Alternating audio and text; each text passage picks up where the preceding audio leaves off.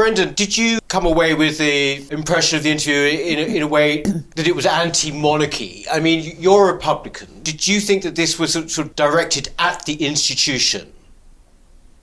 I thought the whole thing was grotesque, to be honest. Yeah. I'm not one to beat around the bush. I thought it was a disgusting spectacle.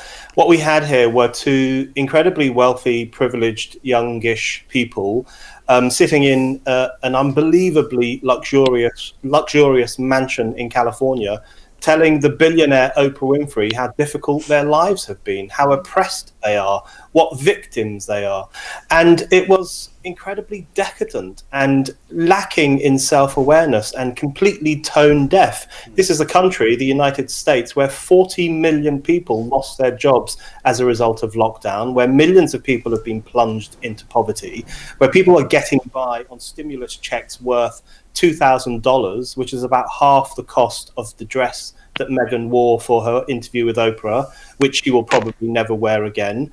I just thought the whole thing, this playing of the victim card by people who are incredibly privileged was quite repulsive. And I do think it will be damaging to the monarchy. I've been a Republican all my life. I'm now really worried that Meghan Markle and Prince Harry are turning me into a monarchist because I constantly feel the urge to defend the monarchy. I'm opposed to the monarchy, and ultimately I would like to see it abolished. But my admiration for the Queen is growing all the time because she is really the only member of the British establishment who is holding the line, who is defending traditional values, who's defending tradition itself against this tsunami of crazy people and crazy new ideas, you know, right from Princess Diana to Meghan Markle, from the cult of revelation to the cult of emotionalism. All of these trends have been banging on the Queen's door for the past 30 or so years, and she's held the line against them. So my admiration for her is growing, but I do think the monarchy will be pretty deeply damaged, particularly internationally, by what Harry and Meghan have done. This is the point, isn't it? Because this racism charge. You've got to remember the Commonwealth is 70% non-white. I mean, this is something that the Queen has dedicated her life pretty much to, wouldn't you say? I mean, you know, Brendan mentioned there about public service and everything. Of course, we all know, don't we, what the public service really is, and it's not universal, is it, in the way that Prince Harry and Meghan have said? Yeah, I think that Brendan's just given me one reason to like Meghan Markle, that she's made you into feeling like you might become a monarchist. But no, I think that you made a really good point there, and there is, as you say, all of these trends in society at large knocking on the door of the monarchy.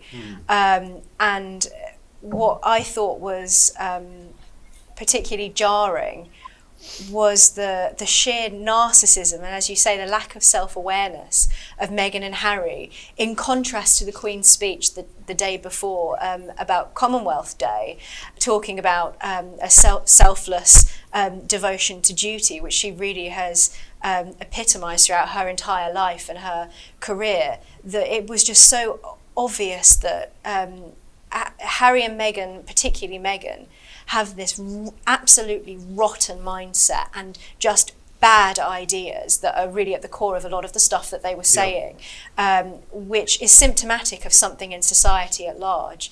But they really did seem to be just painfully out of touch. And, you know, there were moments where I was sort of pulling my jumper up and cringing because it was just so awful to watch.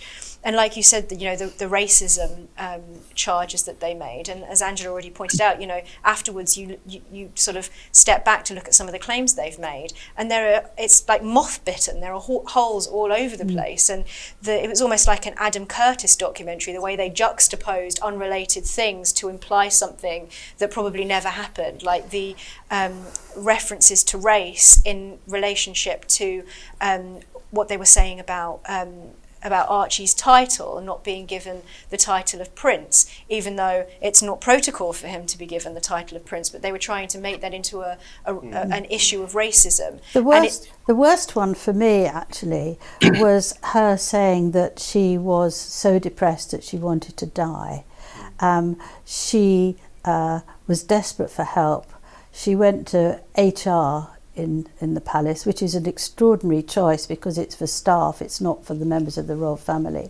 And they said to her that she can't do anything about it because it might affect the institution. She called things the institution, not the palace or the monarchy, distancing herself. And I thought how terrible that was. And then I thought to myself, this is perhaps nonsense. I mean, Prince Harry went to seek therapy when in his early 20s, when he suddenly had this terrible throwback to his mother's death, and he got incredibly depressed. And he acknowledged that his brother, Prince William, was very helpful in getting him the right person to help him. Prince Charles went to seek therapy when his marriage to Diana completely broke up, and he helped Diana get help as well. Harry, Kate and William set up this royal foundation in which mental health was absolutely prime, that people should come out and they should talk about it and not be ashamed.